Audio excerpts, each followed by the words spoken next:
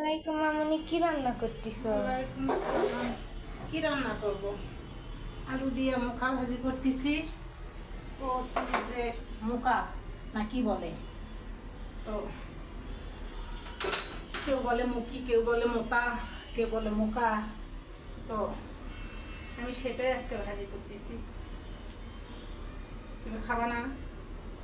খায় দেখা লাগবে কেমন, তারপর তরকারি যে দাম, এগুলো খায় বেঁচে থাকতে হবে। এই যে এটা আজ ভাজি করতেছি।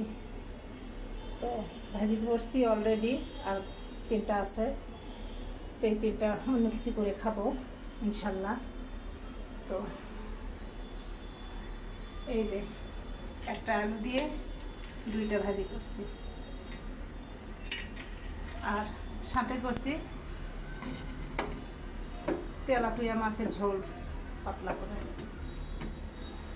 ঝোল, মানে মাছ তেলানি, কাঁচা মাছ তেলানি করে না, সেটা করছি।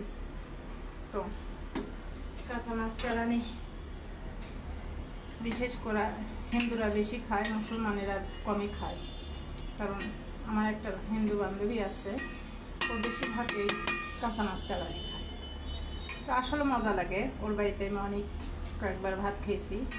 তো ওর সাথে ওর যে কোনো মানে তরকারির সাথে এই কাঁচা মাছ তেলানি থাকবি।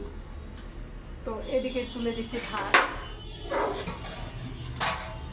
হচ্ছে, আর এদিকে আমি মাজা ভাজা দিচ্ছি। তারপরে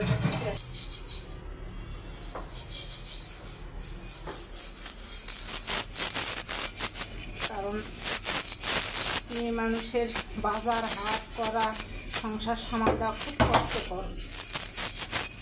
তারপরেও শ্বশুর শাশুড়ির মনটে না, বসে বসে খাই। আমার শাশুড়ি আমার বাসায় আসলে আমাকে বলে কি, যে কী কাজ আছে তোমার, তো কোনো কাজই নেই, তুমি বৃহস্পতিবার করে যাবা, শুক্র শনিবার থাকে আমার বাড়ির কাজকর্ম সব কিছু মানে ঝাড়া মোছা লেপা সব কিছু করে দিয়ে তুমি আসবা, এই কথা বলে। তো সেটা আমি যাই না, প্রতি বৃহস্পতিবার করে কি যাওয়া সম্ভব? তো সেটা যাই না, আমি শাশুড়ির কাছে ভালো না, ননদের কাছে ভালো না, শ্বশুরের কাছে ভালো না। তো কখনো একটা মেয়ে মানে ছেলের বউ শ্বশুর শাশুড়ির কাছে কখনো ভালো হতে পারে না, এটা আমি নিজেই প্রমাণ। কারণ বলে যে আমার ছেলে টাকা পাঠাচ্ছে আর আমি বসে বসে খাচ্ছি, আবার চুপি চুপি আমার মেয়েকে নিয়ে যে ঘরের মধ্যে বসে থেকে পাড়ালে বলে কি, যে তোমার মা মানে কি কোনো কিছু চাকরি করে, এগুলো বলে। তো এটা কি শাশুড়ির কথা? ওর বাবাও বাড়িতে থাকে না, আমি যদি চাকরি করি তাহলে আমার মেয়েটা যে আছে, সে মেয়েটাকে কে স্কুল নিয়ে যাতায়াত করবে, কে কী করবে বলে? তো এটা কোনো কথা? তো শাশুড়ির চোখে মনে হয় ছেলের বউয়েরা কখনো ভালো হতে পারে না, যতই ভালো করেন, যতক্ষণ ওদের ভালো করবেন ততক্ষণ পর্যন্ত ভালো শেষ, ওদের ভালো কথা বলাও শেষ।